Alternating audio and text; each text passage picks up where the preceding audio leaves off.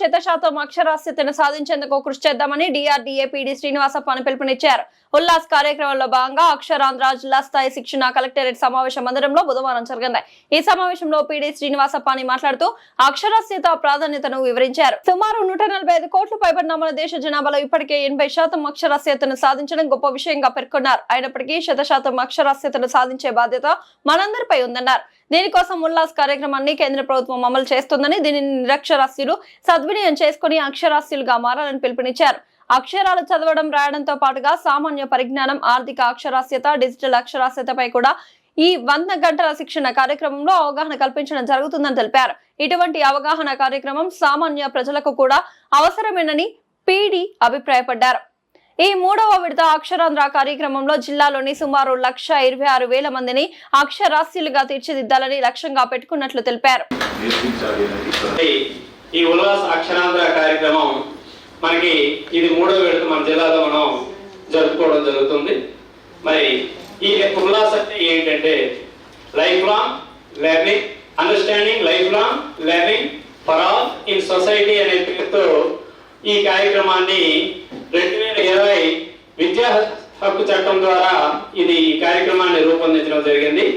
ఈ కార్యక్రమం ముఖ్య ఉద్దేశం ఏంటంటే ఇప్పటి వరకు ఉన్న నిరక్షరాస్యులకు మరి అక్షరాస్యతతో పాటు వాళ్ళకి సాంకేతిక విద్యను అందించడం ద్వారా వాళ్ళు త్వరితగతిన అభివృద్ధి సాధించవచ్చు అనే ఉద్దేశంతో ఈ ఉల్లాస్ అనే కార్యక్రమాన్ని 2022 నుంచి 27 వరకు మరి గవర్నమెంట్ ఆఫ్ ఇండియా ప్రతిపాదించడం జరిగింది. మరి మన రాష్ట్రంలో అయితే మరి మనం 2024-25 సంవత్సరంలో నుండి మనం ప్రారంభించడం జరిగింది. మరి ఈ 2024-25లో మనం డిఆర్డీఏ మన ఎస్హెచ్జి గ్రూప్ మహిళల్ని మనం ఎంపిక చేసుకుని వాళ్ళ ద్వారా మనం మన జిల్లాలో 48,578 మందిని నిరక్షరాస్యులను గుర్తించి 4,858 మంది వాలంటీర్ టీచర్లతో మ్యాచింగ్ చేసి తద్వారా వాళ్ళకి తరగతులు నిర్వహించడం ద్వారా వారికి ఎఫ్ఎల్ఎన్ఏటి గురించి మన డీడీ గారు ముఖ్యంగా మన సిడిఆర్జే చాలా బాగా చెప్పారు. సో మనందరం టీం వర్క్ చేసి ఈ 126,000 ఏదైతే ఉందో టార్గెట్ వాళ్ళందరికీ తలతో రాయడం వచ్చేలాగా మనం చాలా ప్రత్యేక కష్టపడాలి.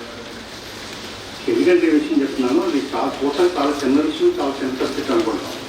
కానీ ఇంతమందిని మొబైలైజ్ చేసి వాళ్ళని ఒక చోట కూర్చోబెట్టడం చాలా పెద్ద ఆ చెప్పే వాలంటీర్స్ని వాళ్ళు మొబైలైజ్ చేసి వాళ్ళు చెప్పేలా చేసి ఇంకా పెద్ద.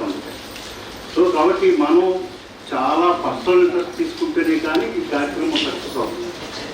సో దీంట్లో చాలా సాధకాలు ఉన్నాయి. లాస్ట్ టైము సో మేము ఫీల్డ్కి వెళ్తాం, మన కలెక్టర్ గారు మన పీడీఆర్డీ గారిని తీసుకుని ఫీల్డ్కి వెళ్ళి స్వయంగా సార్ పార్టిసిపేట్ చేయడం మన కలెక్టర్ సార్ ఇవన్నీ చూసాం. సో మేము అందరూ రిక్వెస్ట్ చేసేది ఏంటంటే ఏదో మనం కార్యక్రమం చేద్దాం ఏదో అయిందని చెప్పుకున్నాం. ఇందాక మన పీడీ గారు చెప్పినట్టు పీడీఆర్డీ గారు చెప్పినట్టు జనాభా కొన్ని ఖండాల్లో ఉండేటటువంటి జనాభాతో సమానం. సో 145 కోట్ల జనాభా ఉండేటటువంటి ఇంత పెద్ద దేశంలో ఒక సామాజిక అభివృద్ధి కార్యక్రమం ఏదైనా ఒకటి చేయాలి అని అంటే it is not a common thing. కారణం ఏంటంటే డిఫరెంట్ సిచ్యువేషన్స్ ఉంటాయి, డిఫరెంట్ టెరేనియన్స్ ఉంటాయి. సో ఒక్కొక్క దగ్గర ఒక్కొక్క ఛాలెంజ్ ఉంటుంది. సో 145 కోట్లు ఉండేటటువంటి భారతదేశంలో ఈరోజు 80%కి రీచ్ అయ్యామని ఒక విధంగా ఆనందించిన, స్వాతంత్రం వచ్చి 80 ఏళ్ళైనా ఇంకా 80%లోనే అక్షరాస్యత ఉందనే బాధ అయితే కనుక ప్రతి ఒక్కరికి ఉంది. సో దీన్ని క్లియర్ చేసి 100% అక్షరాస్యత తెచ్చేదానికి భాగంగా మన ప్రభుత్వం చాలా మంచి ప్రోగ్రామ్ని డిజైన్ చేస్తుంది. బహుశా మీరు ఆ పేరుని కనుక చూస్తే ఉల్లాస్ బహుశా ఎవరు డిజైన్ చేశారు సార్ ఆ పేరు? Department. So it was a very beautiful title. నాకు ఎందుకో బాగా నచ్చింది. జనరల్గా ఉల్లాస్ అక్షరాంధ్ర అంటే కేవలం వయోజనులకు నిరక్షరాస్యులకు మాత్రమే మనం అనుకుంటున్నాము. బట్ అది నాకు చదివితే నాకేమనిపించింది అంటే understanding of life long learning for all in society. Life long learning ఎవరికి కావాలి? ఇల్లిటరేట్గా కావాలా? అందరికీ కావాలి. సో కాబట్టి ఉల్లాస అక్షరాంధ్ర అనే కార్యక్రమం ఓకే, మొత్తానికి ఎవరైతే వయోజనుల్లో నిరక్షరాస్యులు ఉన్నారో వాళ్ళని అక్షరాస్యులుగా తీర్చడం అనేది ఒక లక్ష్యం అయితే, ఆ టైటిల్ అయితే కనుక అందరికీ వర్తిస్తుందేమో అని నాకు అనిపించింది.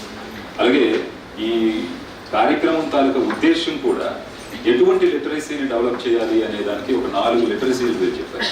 ఒకటోది మనందరికీ తెలిసిందే ఫంక్షనల్ లిటరసీ. ఫంక్షనల్ లిటరసీ అంటే మనం రాయడం, చదవడం అది నేర్పించడం. సో రెండోది న్యూమరికల్ లిటరసీ, అంటే నెంబర్ మీద పరిజ్ఞానం ఉండాలి. సో ఇందాక డిప్యూటీ డైరెక్టర్ గారు మాట్లాడుతూ ఒక మాట అన్నారు, మనకంటే కూడా లెక్కలు బాగా చేస్తారు. సో మనందరికీ ఇది నిత్య జీవితంలో ఉండేటటువంటి అనుభవం. సో ఏమీ చదువు రానటువంటి మా అమ్మమ్మ గారు వడ్డీ లెక్కలు కట్టినంత వేగంగా 8వ తరగతిలో నేను వడ్డీ లెక్కలు కట్టగలిసేవాడిని కాదు. సో మనందరం చదువుకుని ఉంటాం, PNR/100 ఇంట్రెస్ట్ క్యాలిక్యులేషన్ ఒక చిన్న ఫార్ములా 6th 7th స్టాండర్డ్ మ్యాథ్లో మనకు చెప్తారు.